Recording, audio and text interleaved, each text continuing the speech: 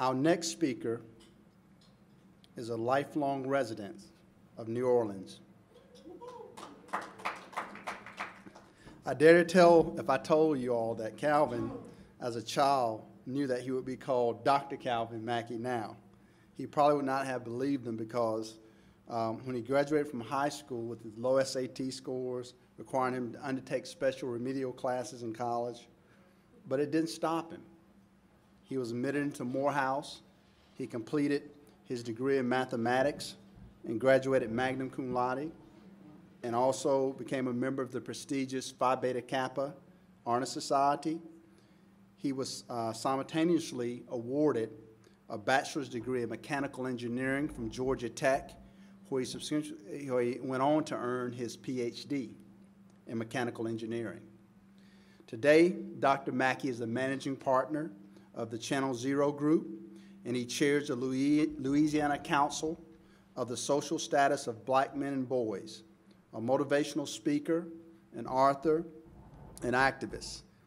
It is my great pleasure to introduce our keynote speaker, Dr. Calvin Mackie.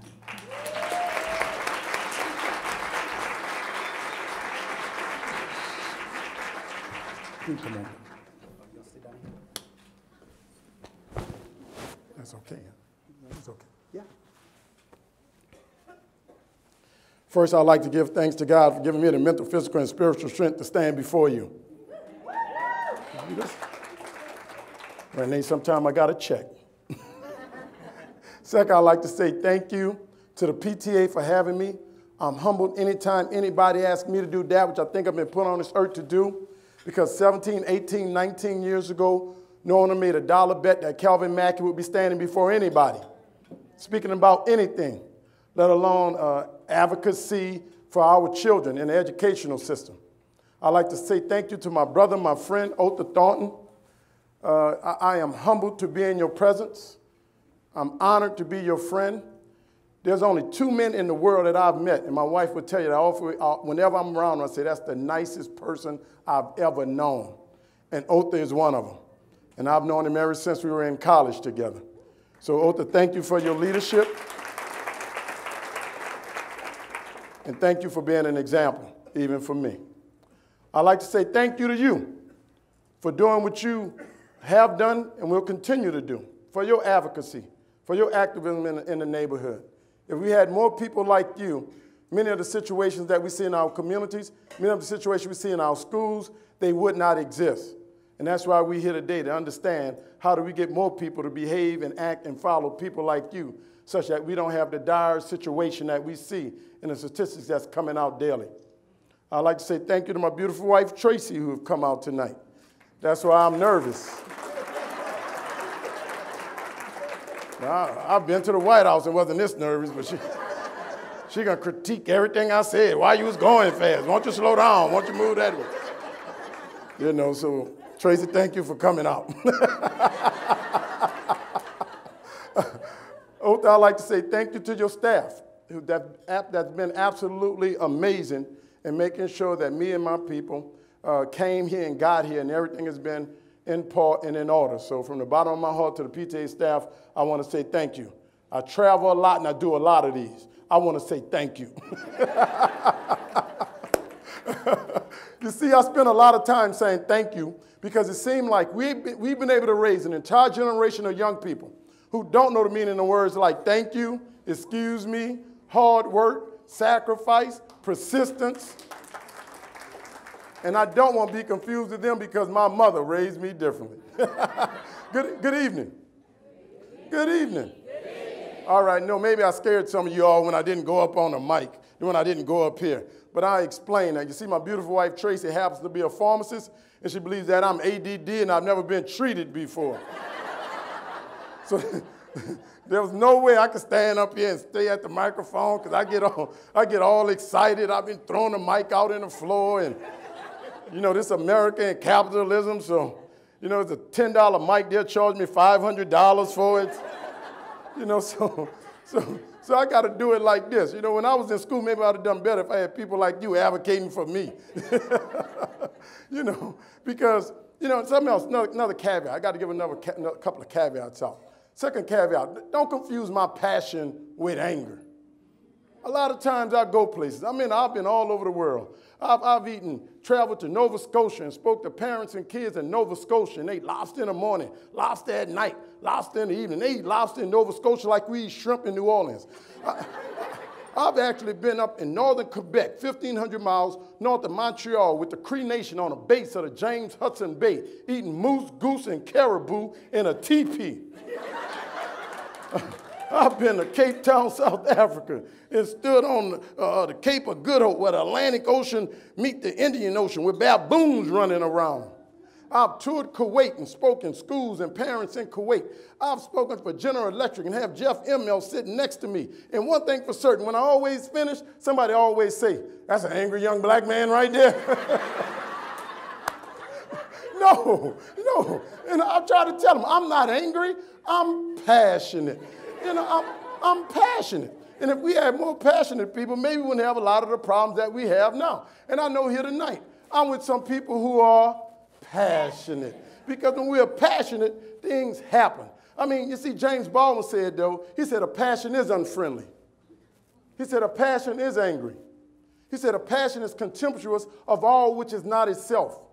But he said, more importantly, a passion contains a challenge, and it contains an unspeakable hope. So everywhere I go around the world, when I'm dealing with anyone that has anything to do with children, I challenge them, but I refuse to leave them without an unspeakable hope. And we've messed this thing called hope up. See, hope is the reason why we're here today. Hope took us from where we are, got us to where we are today, and hope is the only thing that's going to take us to where we need to be. I mean, what our children have lost is hope. I got a friend called Dr. Truth, and Dr. Truth said, "Calvin, you can lose money, you lose a little." He said, "You lose a friend, you lose a lot. When you lose hope, you've lost it all." And as I travel this country, from every crook and nanny, from the mountains to the ocean, everywhere I go, it looks like our children have lost it all. And I just cry out. And a lot of times I look in our young men's eyes, and the thing I don't see is hope. And some of us confuse this thing called hope. I know I'm here today because of hope. And some of us don't understand hope. See, hope is the thing that caused the old lady to sit down and made an entire nation stand up. Hope is the thing that made George Washington Carver do with a peanut 100 years ago that Harvard PhDs still cannot do today. Hope is the thing that made Cesar Chavez fight for migrant farm workers because he knew they deserved a better life. Hope is the thing. Hope is the thing that made men in Tuskegee believe that they could fly an airplane when the United States government told them they couldn't. Hope is the thing that turned crackheads into teachers and pimps into preachers. Hope is the thing that made a little black boy and preacher in Alabama believe and dream that it could be a better world when during the daytime people tried to kill him. Hope is the thing that took a 44-year-old man in South Africa and sent him to jail for 27 years, and he came out a world leader. Hope is the thing that made my Native American brother up in Canada, when we sat in the teepee, tell me, "Calvin, let the tracks that you leave tell us what you've done." And that's what we got to do. Hope is the thing that made our founding fathers say, "We hold these truths to be self-evident, that all men are created equal." Hope is the thing that made John Kennedy say, "Don't ask what your nation can do for you, ask what you can do for your." Patrick Henry turned around with hope and said, "Give me liberty or give me death." Hope is the thing that made a black boy with a white mom and a goat herding daddy believe he can be president. A whole lot of people told him, "No, you can't," but we told him, "Yes, you can." I'm talking about hope. I mean, hope is that thing. Hope is that little voice in your head. Hope is that little voice in your head that says maybe when the rest of the world is telling you no. And it seems like everywhere our kids go, people are telling them no. They go to the mall, people telling them no. They dream, people telling them no. They say, "I want to do this," people telling them no. But PTA, we here tonight because we're going to tell our children, yes. That's our goal, that's our mission, and that's our purpose. Hope. Hope. And when we understand that, Napoleon said leaders are dealers of hope. We got too many dope dealers and not enough hope dealers in the communities that we are working in. Because see, when you get hope, you're on fire. There's not a thing a man, a woman, a government can put before you that will stop you. Hope is the reason why many of us are in this room today. And we're trying to get back that which we lost. We look at now and say, "Oh, with all the opportunities, with all the things in the world, with all the opportunities our children had, we had just 1/10 of that, and look what we've accomplished." And we've asked ourselves this day, why can't our children with so much get to where they need to be? Because they have lost hope. And that's our job, to get back there and inspire our children and let them know that they live in the greatest country in the world. This is the only country in the world. Oath have traveled the world, and so have I. This is the only place in the world where you can get up every day and dream about creating a better tomorrow. How could you not? How could you not have hope in a place called America? And I remember when it was somebody like you gave me hope. His name was Dr. Morris F.X. Jeff Jr. And Dr. Jeff, every time I would come home from school, Dr. Jeff said, Calvin, I have to take you home. Now, Dr. Jeff, I said, I am home. I said, I'm from New Orleans, Louisiana, Dr. Jeff. He said, no, Calvin, I got to take you home. I said, no, Dr. Jeff, you see, I'm from Backertown, Gerttown, Zion City. I'm from the lower 9 where we don't mind dying. I'm from that Wild Magnolia. I thought I told you. I'm from that CP3. You know me. He said, no, Calvin, that's not home, Calvin. I got to take you home. I got to take you to Ghana, West Africa, the Gold Coast of Africa, Calvin. I said, no, Dr. Jeff, New Orleans is my home. He said, no, Calvin, I got to take you to Ghana, West Africa. And he took me and he put me on his back and got on the airplane, and we flew over to Ghana, West Africa. When I got off the plane in Ghana, West Africa, I stood on the ground, and they explained to me this was the place where 80% of Africans that was taken out of Africa came from. And it's like I was having a spiritual renewal, Laura, so I knelt down and I kissed the ground. While in Ghana, West Africa, I had the opportunity to go and visit the Elmina Castle. This was the first structure built in sub-Saharan Africa by the Portuguese and the Dutch to trade the dead yellow gold with the living black Africans. But eventually they stopped trading the dead yellow gold and they began to trade the living black Africans. And while at the Elmina Castle, I had the opportunity to stand in a room where you still can smell a stench of rotting bodies from over 400 years. And I had the opportunity to look through the door of no return, such that when an African went through the door, he or she knew that they'd never see their mother, never see their father, never see their homeland again. And Eric, ignorantly, I asked, I said, why is the door so narrow? He said, Calvin, the door is so narrow because they used to starve the Africans before they put them on the ships, such that they wouldn't have the strength to fight back. I was overcome by the Spirit, and I walked outside the castle.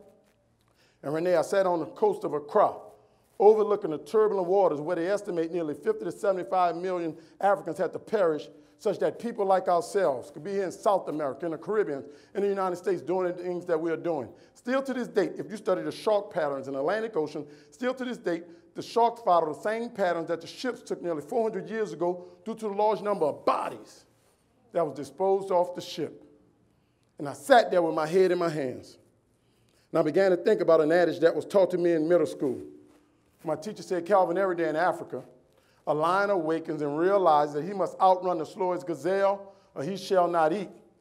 She said, Calvin, also every morning in Africa, a gazelle awakens and realizes that he must outrun the fastest lion, he will not survive. She said, Calvin, the moral of the story is whether you wake up in Africa, Europe, the Caribbean, Mexico, California, New York, Seattle. She said, Calvin, the moral of the story is when the sun come up, you better wake up running. National PTA, we here today because if no one knows, we know that every last one of our children in America now have to wake up running. We now live in a country where it's time for all hands on deck. We can no longer do the things that we need to do in this country and fend off the competition coming from other countries by only educating a part of our citizenry. We cannot do it. So our job, our mission, is to make sure that all of our children can get up and run and run and run fast. And I want to let you in on a little secret, because maybe you don't know. Maybe you don't know, Mike. I know y'all know this in Montana and all, but maybe some people in here, they just don't know. But I'm going to let you on a little secret. See where our children playing and clowning? See where our children on Facebook, but nobody won't put their face in a book? See where our children worrying about Miley Cyrus and twerking and tweeting and Instagramming? See what our children worrying about Beyonce and Jay-Z and a baby named Blue? I got 99 problems and a baby named Blue ain't one of them. See why our children worrying about American Idol and The Voice? See why our children worrying about who's going to win the next Super Bowl? See why our children worrying about who's going to win the NCAA championship? See why our children worrying about Scandal? See why our children worrying about this and that and Xbox 360? See why our children doing all that? I want to let you in on a little secret, National PTA. I want to let you in on a little secret, leaders. See why our children worrying about that? I want you to know that right now, there's a little kid in India and a little kid in China studying under the cloak of darkness till a candle, preparing for the day to kick our children behinds, and it's not even personal. It's not even personal. They don't care if they're black. They don't care if they're white. They don't care if they're Asian. They don't care if they're Hispanic. They just want to take advantage of the opportunities that our children are not taking advantage of in a place called America. Keep tripping. Keep tripping. That's the mission before us. That's the challenge before us. And that's not a poor black mission or a poor white mission or a poor Hispanic mission. That's an American mission. And we got to make sure that all of our children understand that their competition is not in Montana. Their competition is not in Florida. Their competition is not from New Mexico, Nevada, New York. Their competition is from foreign lands. And we got to prepare them not to compete against California, Louisiana. We got to prepare them to compete against the world. And it's going to take people like you. In addition, spreading the message to parents who otherwise do not know. It's not that they don't want to know. They just need a leader. They just need somebody to bring the message and put it in a way that they can hear it. Mandela said when you speak to somebody, when you speak to somebody, it goes to their head. But when you speak in their language, it goes to their heart. And when you're an authentic, credible messenger, the message will get to the receiver. Well, you know what, in Africa, I came back home, and I got to my house in New Orleans, and I sat down in front of the television, and I was watching the television, and Andrea, I love some Discovery Channel. The dirtiest job, the jailest job, I love that, I love it. And I was watching a Discovery Channel one night. Discovery Channel taught me that the lion hates the cheetah. And I said, why would the lion hate the cheetah? God has ordained the lion to have dominion over the jungle. He's the master hunter. He's the king. Why would he hate on another animal? Discovery Channel taught me that the lion hates the cheetah because the lion realizes that even though he's the king and the master hunter, the lion realizes that if he sees a piece of meat and the cheetah sees a piece of meat too, the lion can be maybe the king, but the cheetah can do what? Outrun him to the meat. So the lion hates the cheetah.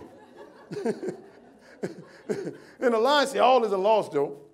You know, he told the cheetah, I'll sneak up behind you and eat you and the meat. And the cheetah said, oh, no, Mr. Lion. He said, see, Mr. Lion, not only did my God ordain me with superpower speed to outrun you, he said, my God ordained me with superpower strength, Mr. Lion, such that after I outrun you, I could take myself and my meat, climb a tree, and perch myself up on a limb where you cannot get me, Mr. Lion. So the lion hates the cheetah. Now, y'all looking at me like I'm crazy. If you don't believe me, go to www.discovery.com. And rent the video Big Cat. Y'all looking at me like, what are he talking about? Reading I love Big Cat Week, I'm telling you.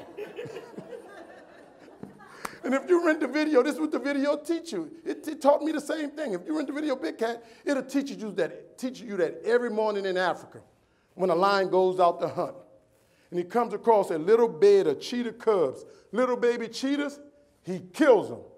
He doesn't even eat them. He kills them. And PTA, the moral of the story is this. From one cheetah cub to the next, from one cheetah cub to the next, we cannot allow the lions in our children's lives to kill them before they can grow up and compete. We cannot.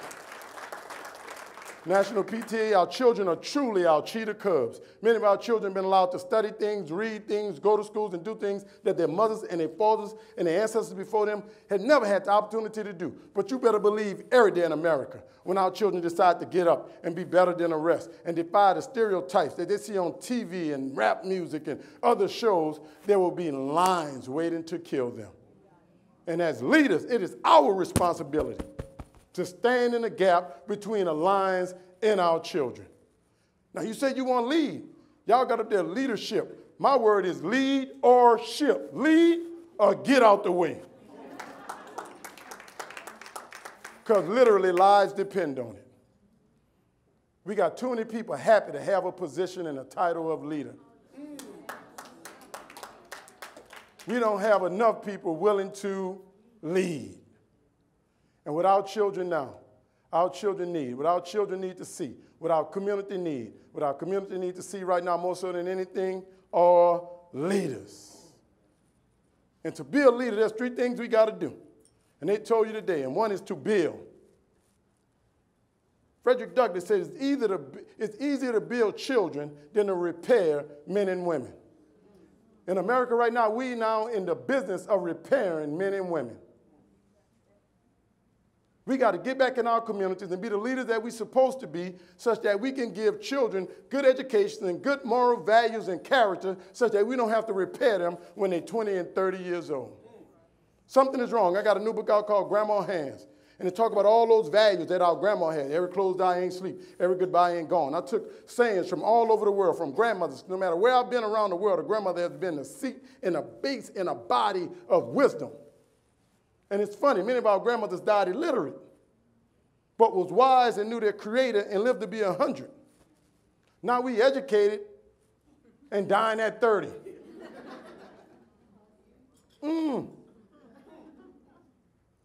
We got to build. That's what Malcolm said.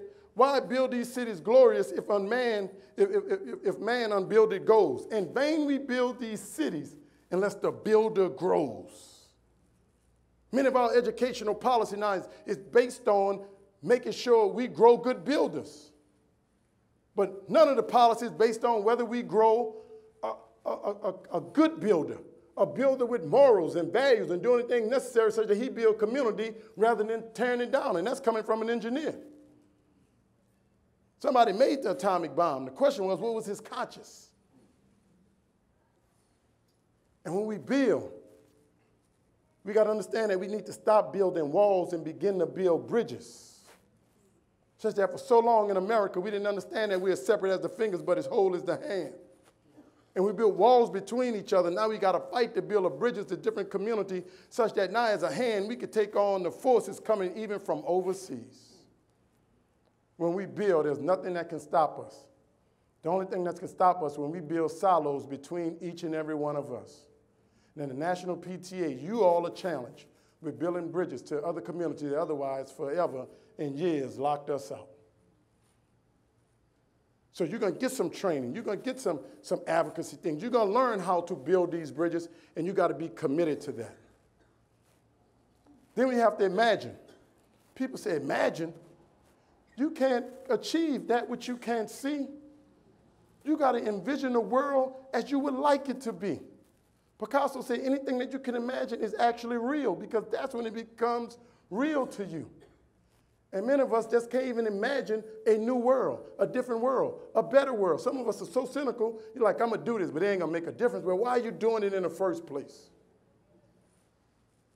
When you can imagine how things are, then that map out the roadmap you need to take to get there. And you're not going to let any man, any woman, any government stand between you and that which you know is right for our children. And that's where the passion comes in. Because when you decide to go up against that, the prevailing pop culture attitude and thought, there are going to be people that come against you. But you got to ask yourself one question. What is the right thing to do? What is right for our children?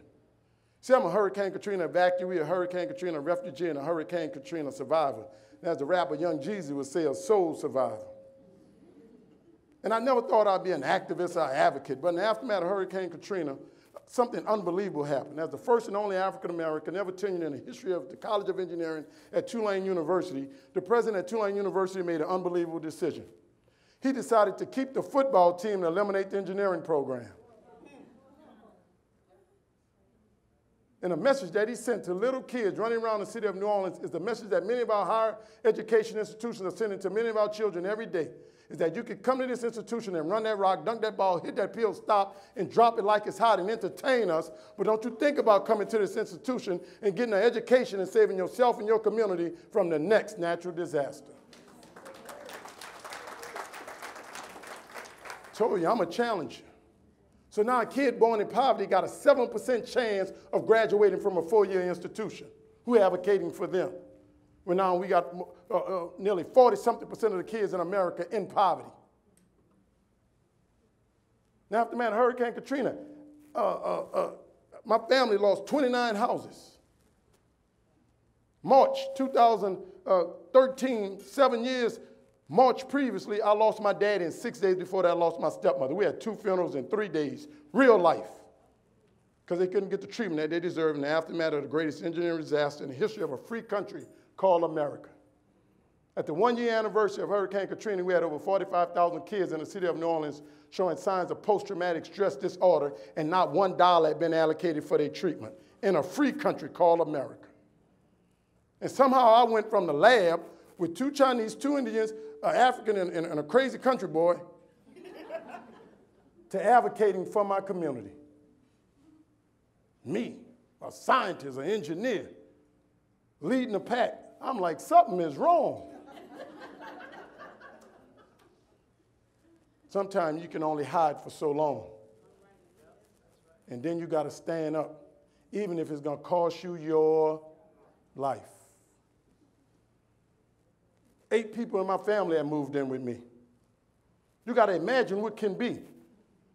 Here I am at Tulane University, 6-figure job, guaranteed for life. They said, Kelvin, the only way you lose tenure is by an act of God. I said, well, God decided to act.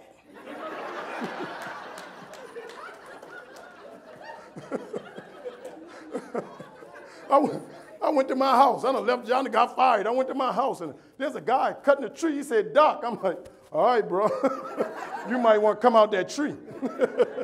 Opened my front door, my 2 sons, Miles and Mason. They said, Daddy, and they ran to me. They kissed me. I said, son, love you, son. I looked over their shoulder, and the train was just playing by itself.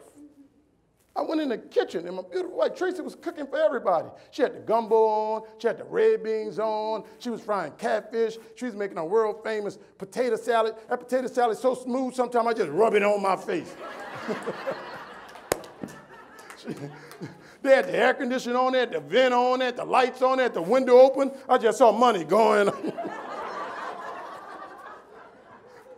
My little nephew had moved in with me. He in the corner. He got his computer plugged up, iPad plugged up, speakers plugged up, TV on, radio. I mean, like, man, can you just turn something off? My old uncle had moved in with me. He lost 2 hours. He's 65. All day long, he got the 60-inch television on, watching CNN all day like this. My big brother had moved in with me. 4 years my senior. He upstairs. He upstairs with the lights on, radio on, TV. I'm like, bro, can you turn something off? Can you come down? My daddy had moved in with me. Yeah, my daddy moved in a week before Hurricane Katrina. My dad had been diagnosed with level 2 lung cancer. He was supposed to start his treatment the day of Hurricane Katrina, but we had to evacuate. And it took us 6 weeks to get him back in the system. By the time we got it back in the system, they couldn't re-diagnose him because that water had destroyed all of his records. So it took them 2 more weeks to re-diagnose him. And by the time they re-diagnosed him, the cancer had spread to all over his body. This big old strong man who dropped out of school in the 8th grade to pick cotton, who raised 6 kids and sent them all to college. In the aftermath of Katrina, lost his business, he lost his house, and eventually he lost his life. And he sent 6 people to college because it was people like you that he and my mama turned us over to advocate for us when they didn't even know it was in our best interest. And that's why I say thank you. And he moved in with me. He's sitting in the corner on hospice with his oxygen machine plugged in. You know you're wrong.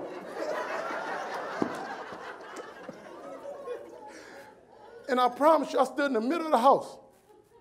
And I thought about the things that my mother and father taught me. And I stood there and I said, and all these people depending upon me, and I done lost my. And I thought about the 2 things my mom and daddy taught me. And mom said, baby, put something in your head and nobody can take that from you.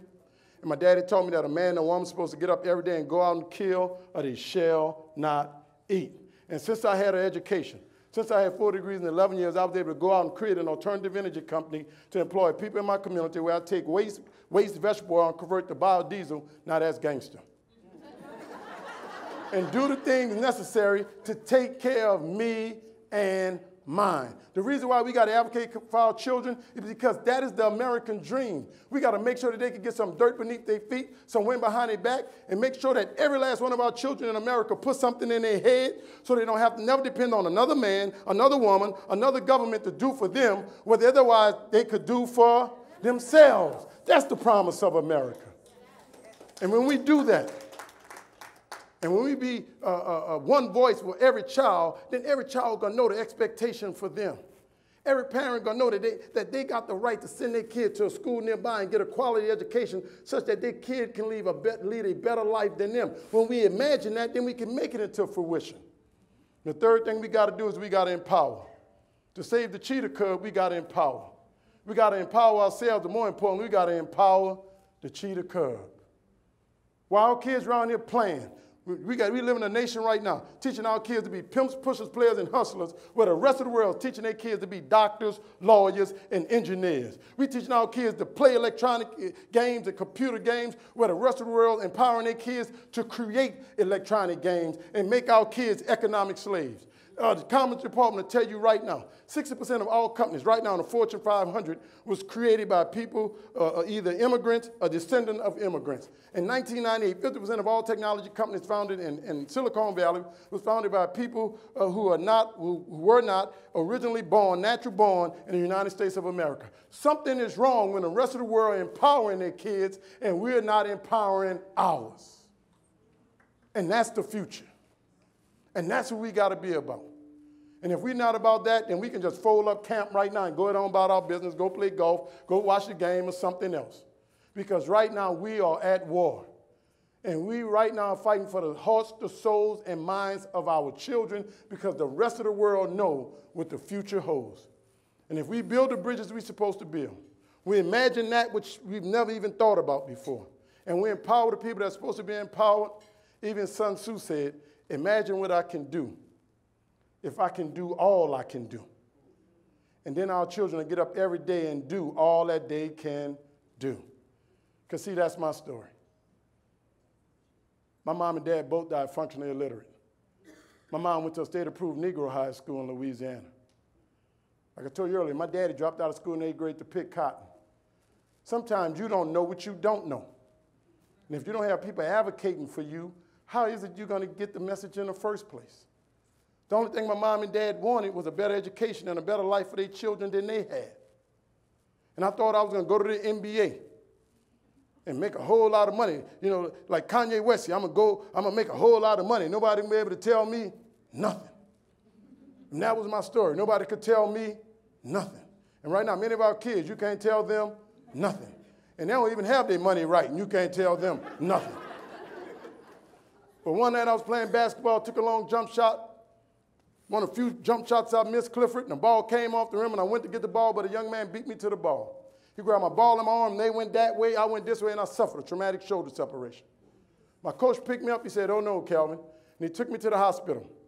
When we got to the hospital, the doctor came in, the doctor looked, and the doctor said, "Oh no," and he ran back out. Doctor came back in with 4 more doctors. All 5 of the doctors got around me, and they took a sheet, and they tied me up. They did a tug-of-war and popped my shoulder back in. And they said, "Young man, there's 2 things we want to tell you." And I went gangster on them. I'm like, "What?"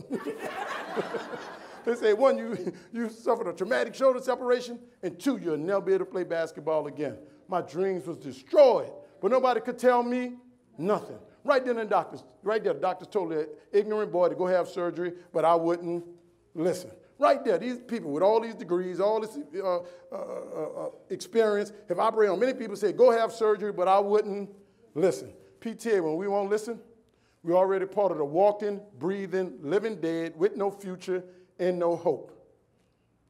We need you all to get the message these 2 days so you can go out and take it to the people so that make sure the people can listen so that we can build an army. I wouldn't listen. So since I wouldn't listen, you know, I'm still playing basketball. And everybody knows some 40-year-old man right now talking about he's still going to the NBA. Like, fool, you better take up some golf. And since I wouldn't listen, I'm speaking at University of Michigan in front of like 3,000 people in Chrysler Arena. I'm up there acting crazy, and my shoulder pop out in front of everybody. Bam. My client runs up. He said, "What's wrong with you?" I said, "My shoulder out, my shoulder out." He said, "What to do? What to do?" I said, "Hold me, hold me." 2 grown men on the stage. I said, "Man, I'm glad this is a blue state." He said, "What to do?" I said, "Twist my arm, twist my arm." He twisted my arm, and he popped it back in. Bam. And he grabbed the mic. He said, "Look, we got to stop. Dr. Mackie has injured himself giving a speech." And with my good hand, I jacked the mic from him, and I said, "No." I said, "My daddy taught me and my brothers something every day that I teach my sons, and this night I'm going to teach it to you all." And my daddy said, "Mackie men are smart. They finish what they start." Our children got to finish this thing. 20 of our children are checking out way before they're supposed to. And many of them are checking out because their parents don't know. And their parents don't know because we have not told them. It's not that they don't want, they just don't know. And I finished that speech. And after I finished the speech, they rushed me to the hospital. Got to the hospital, they looked, and they put me through 4 hours of emergency surgery. After 4 hours of emergency surgery, I had to go through 18 months of rehab. When you don't listen, there got to be consequences and repercussions. It may not show up now, but eventually they will show up. So after 18 months I had to go through 18 months of rehab. And people say, well, Calvin, what's the consequence? After 18 months of rehab, this is only as high as I can raise my shoulder now. And what's the consequence? I got 2 beautiful sons, and I'm at the game, and they score a touchdown. I'm at the game like this, touchdown.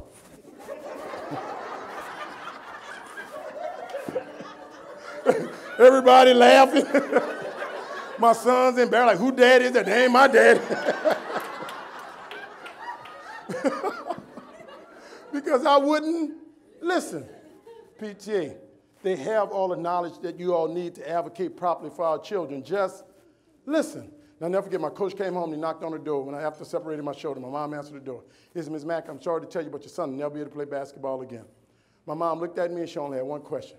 She said, what are you going to do now? We told you to study. We told you to study. I said, Mama, what about my shoulder? She said, boy, shut up and get in this house. That's a real mama there. We need more mamas like that. I went in my room, I laid down, and said, God, what am I doing? God said, boy, don't worry about your shoulder. You're going to do more for this world with your head than you ever thought you'd do with your legs and your arms.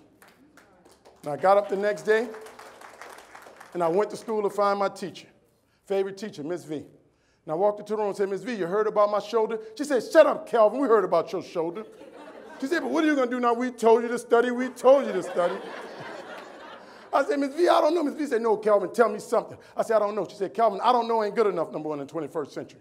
She said, in the 21st century, there will only be two types of people, Calvin. And it won't be black or white. It won't be Asian or Hispanic. It'll be those in the know and those not in the know. PTA, we here tonight because we want and need all of our children to be in the know. She said, tell me something. I said, all right, Ms. V, I want to be an engineer. She said, who? You? You grew up in a house with no books. She said, Calvin, do you know what an engineer does? I said, no, but it sounds real good. She said, well, look, Calvin, if you're going to be an engineer, you got to go take this test. I said, what test? She said, the SAT. Now, PTA, I was ignorant. And don't get bent out of shape when people call you ignorant. Ignorant means you just don't know. Stupid means there's no hope for you.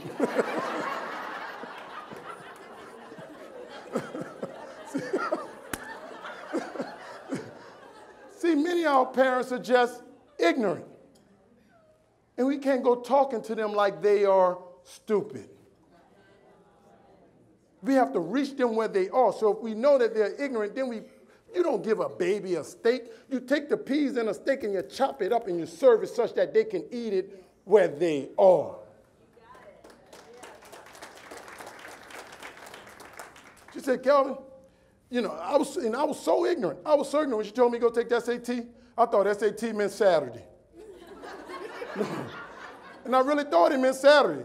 Because then they told me the test was on Saturday. Genius. Genius. The photographer ain't taking pictures. She laughing. So I showed up Saturday morning. I showed up Saturday morning to take my Saturday test. And all the kids at the schools in the community you advocate for, they were nervous and biting their nails because you fed the parents the right information and right where they could take it. And they realized this was a very important moment in time in their life. And they prepared and preparing and they biting their nails and they ready. But nobody could tell me nothing. I put my head down. I had to wake me up. I said, young man, wake up, take this test. And when they gave me that test, I looked at that test open and I was so ignorant. I didn't know that word. It's to that word. It's to that word. It's to that word. So y'all know what our children doing those standardized tests when they don't know what they're supposed to know. I start going A, B, C, D, D, C, B, A, B, C. Whoa, I better change this thing up. C, B, C, B. Yeah, I know how some of y'all got to college. I looked around. I was the first one finished. I was like a bunch of dummies and put my head back there to wake me up. I said, wake up, Calvin. And back then, we didn't have the internet. Then we didn't have Facebook, MySpace, YouTube, website, and the internet. We had to wait 6 weeks on our scores. So 6 weeks later, I went to the mailbox and I opened it up and I looked, saw those scores. I reached in, I pulled them out, and I ripped them open. And I said, oh, yeah. And I went to school to find Miss V. When I got to school, Miss V said, Calvin, you got them? I said, I got them, Miss V. Miss V said, Kelvin, how did you do? Ignorantly and confident, I looked at Miss V, and I said, Miss V, I got 84%. She said, Kelvin, 84% on the SAT? That's unbelievable, Kelvin, especially for you. She said, but Kelvin, I never heard the test explained in percentages before. She said, Kelvin, what's your raw score? What's your total score? Ignorantly and confident, I looked at it and I screamed, 840. She said, no, boy, you got some issues. She said, Kelvin, the test is not out of 1,000. The test is out of 1,600. You don't have 84%. You barely have 50%. You need to go take that test again. So, no, not that Saturday test. I stick with my Friday test. I do much better on Fridays. See, my mama didn't even know. People always talk about Miss V should have told you better, but what if somebody could have informed my mom of what I needed? What if somebody would have met my mom where she was and said, look, this is what your son needs? Instead of waiting until it's too late and say, nah, since the test score came back, he can't imagine where he can be now. It's a shame when we break a kid's leg and then blame the kid for having a broken leg. That's why our work is so important. We got to go in the community and let them know what they're going to need such that they'll never experience the broken leg phenomenon in their life. She said, look, Kelvin, what you going to do? I said, what you mean? She said, you still want to be an engineer? I said, bet. She said, Kelvin, there's a college recruitment fair in the New Orleans Superdome next Saturday. Go over there. I said, okay, next Saturday I went to that Superdome because see, Ms. V realized that man cannot create a test to measure what's inside of us. And even when the test said I couldn't, she believed and gave me hope. Next Saturday I went to that Superdome and I kicked the door open and I walked in. When I walked in, the first table I saw was the Georgia Tech engineers. It's like divine intervention. Lord, I want to be an engineer. And the first table I see is the Georgia Tech engineers. So I go over to the Georgia Tech table. The guy at Georgia Tech said, what can I do for you, son? I said, man, I'd like to be an engineer. He said, you came to the right place. We done rambling wreck from Georgia Tech and heck of engineers. I was like, yeah. You got it? He said, son, what's your SAT score? Confidently and arrogantly, I looked at him and I screamed, 840. He was shaking his head. He wouldn't even give me an application. He said, boy, you can't come to our school with no 840 SAT. See, we have to let kids know, especially in the communities that we serve, just because the school ranked #1, that doesn't mean it's #1 for them. Because our hopes and dreams can be destroyed if somebody said, you're not of measure of quality for us. When we live in a country where we know somebody will take our kids where they are and help them to where they need to be. He said, you can't come here. But he just happened to point at a little raggedy table. He said, go over there. And I went to that little raggedy table. That guy said, what can I do for you? I said, man, I don't know. That dude over there told me to come over here. He said, what you want to be? I said, I want to be an engineer. He said, you came to the right place. He said, son, what's your SAT score? This time I said, man, I can play some ball. He said, no, I need those scores. I said, man, I can dance. He said, no, I need those scores. This time I whispered. I said, 840. He was shaking his head. And you see, when we don't know, when we are ignorant, when nobody even told me, just think if I had people in my life like you who saw promise in me and then fed me and my family. He said, but I tell you what, son, you're a diamond in the rough, but a diamond sure enough. He said, sign right here and come to Morehouse. We'll make you into a doctor. We'll make you into a lawyer. We'll make you into an engineer. In June 1985, my mom took me to Atlanta, Georgia, and brought me to Morehouse College. When I got to Morehouse, everybody laughed at the way I talked because we talk funny in New Orleans and we don't even realize it. They laughed at me. They laughed at me because I was saying things like, I'm bout it, how you do that there, and I'm the man right here. You heard me, little Woody? It's off the easy for sheezy up in here, cousin.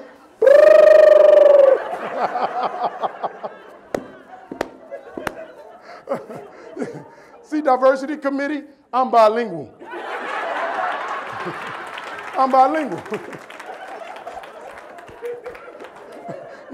No, Mike from Montana, I need you to get this. I'm bilingual. You see, nobody in my house was conjugating the verb to be. When I got to college, it was I be, we be, you be, all us be up in here. See, we don't have to come here via Ellis Island or the Rio Grande, a piece of boat, wood, and land in Florida, and proclaim ourselves a person in need of English as a second language. Such that now people look at our children and because of their speech structure, they make a decision about how bright they are. When we got communities right here in the U.S., black and brown, where nobody's speaking so-called proper English. The cure to cancer, to AIDS, to world peace may be in these communities. But just because I can't get the proper pronunciation, congregation of B, you kick me out. We need advocates to tell our parents, no, he's bright. Now, we can work on that, but that's not going to disqualify him. That's what they do in other communities. And when the kid got a problem, we go find an expert and pay him, get him right. They said, Mackie, C-spot run? I said, no. They said, right. They said, don't pass go. Go directly to remedial reading. And can you imagine the pain and indignation I felt every day? My friends that you advocate for in your community was going to World English Comp. And I had to go down to a basement of a building with 8th graders, where they called me and my buddy LD for Louisiana dummies every day.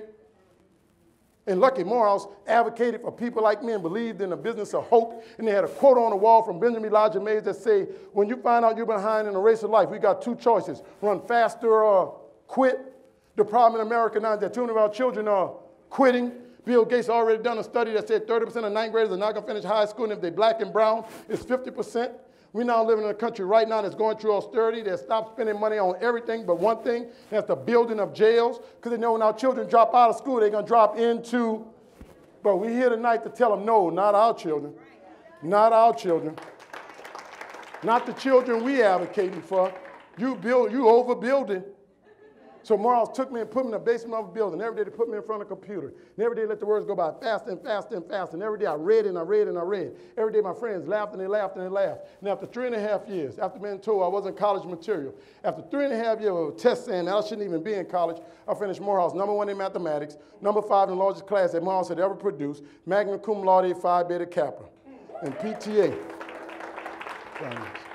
PTA. When I came off the stage, they took a microphone and put it in front of my face. They said, Kelvin, when your mother went to a state-approved Negro high school, when your father dropped out of school in 8th grade to pick cotton, who'd ever thought you'd come to Morehouse and do the things you've done? They said, Kelvin, what are you going to do now? I said, man, you know what? He said, what? I said, bro, you know what? He said, what? I said, man, I'm going to go to Georgia Tech. It's only 1.5 miles away and a $1.50 bus ride. We can't allow anybody and anything to stand in the way of our dreams, of our children's dreams, not their race, not their gender, not their ethnicity, their mama, crackhead daddy, incarcerated uncle, nothing, nobody. 2 weeks later, I started Georgia Tech, the school they say I was never supposed to be. 18 months later, I got a BS in mechanical engineering, 2 degrees in 5 years to the inner city, ghetto kid from back of town, Gerktown, Zion City of Northern City, said never should have been in college in the first place. 2 years after I got a master's in mechanical engineering, 3 degrees in 7 years. Don't get it twisted. This is not about me. This is about the greatness in every last one of our children. Every last one of our children who deserve a voice like yours. 4 years after that, in 1996, I became one of 11 African Americans in the country that year to receive a PhD in mechanical engineering. Now, PTA, I didn't come here tonight to brag. I came here tonight to tell you that story, to let you know that each and every one of us and each and every one of our children been impregnated with something so great, such that if they're allowed to give birth to it, it'll make Bill Gates look like a midget in the annals of history. But yet and still, too many of us and too many of our children have committed to having abortions on their dreams. What are you going to build for our children? What do you imagine for our children? What are you going to empower such that our children's dreams can come true? When we understand that this thing is not about us, but about the generation coming behind us, then we're going to realize the work that we must be doing every day. In closing, I was walking down the street the other day, just thinking about this stuff, thinking about children, and I fell in a hole. And I fell in this hole, it was just pitch black dark. And I looked up, I saw a little light, and I looked around, I didn't see anything else. And I heard somebody walking by, and I started screaming. I'm like, hey, hey! The dude looked in the hole and said, who's down there? I said, it's me, it's Kelvin, it's Kelvin. He said, what can I do for you? I said, man, I fell in the hole and I can't get out. And he said, look, I'm a priest. I said, priest, help me. The priest said, I'm going to say some rosary for you. I said, priest, I need some prayer, but I need to get out this hole. He said his rosary, went on about his business. I'm still in the hole, wondering when I can hear somebody else start screaming, hey, hey. And the guy stopped. He said, who's down there? I said, me, Kelvin. And the guy said, who are you? He said, man, I'm the mayor. I said, mayor, help me. I fell in the hole. The mayor said, you know, it's a shame that a big old hole on the sidewalk. He said, Kelvin, know what I'm going to do? I'm going to go meet with the city council, and I'm going to write an ordinance, and we're going to get a law passed, and we're going to make sure this hole get filled. And he went on about his business. I'm like, man, I'm still in the hole. I hear somebody else scream, hey. And the dude stops. Who down there says, Kelvin. He said, you all right? He said, yeah. I said, I'm all right. He said, look, I'm a doctor. I want to make sure you're all right. I said, I'm all right. I said, you know, my head hurt a little. He said, well, I'll tell you what I'm going to do. I'm going to write your prescription. Wrote a prescription and dropped it in the hole. I said, look, man, I need to get out the hole. And then I heard somebody else. And I said, hey, who up there? And he said, this is Otha. I said, Otha, man, it's your boy, Kelvin, man. He said, Kelvin, what you doing there? I said, man, I fell in the hole, and I can't find my way out. Otha said, you know I got you, and he jumped in the hole. Bam. I said, Otha, you fool, what you jumped in the hole for? Now both of us in the hole, man. I need to get out of here. And Otha said, no, Kelvin, calm down. Give me your hand. I've been down here before. I know the way out. Follow me. We're here tonight because we need y'all to jump in the hole.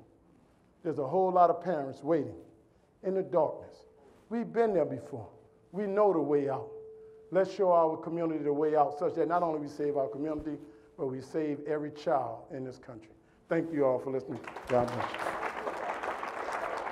Thank you, man. Appreciate it. Thank you. Thank you.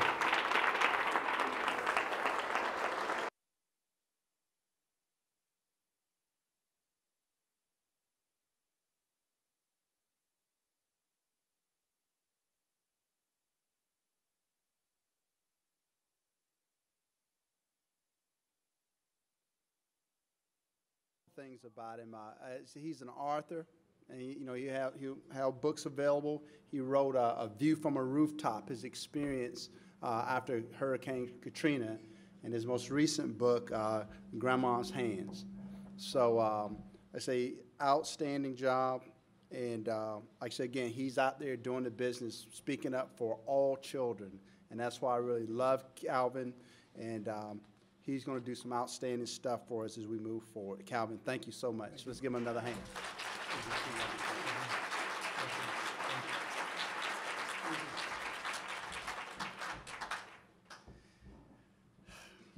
We're off to a great start? Yes. Outstanding. He'll be around this weekend, so take time to talk to him and, again, get some more great stories. He was also in the documentary When the Levees Broke, Spike Lee did. And he didn't tell you either, his brother Anthony was an Oscar Award winner in Hurt Locker, right? Yeah.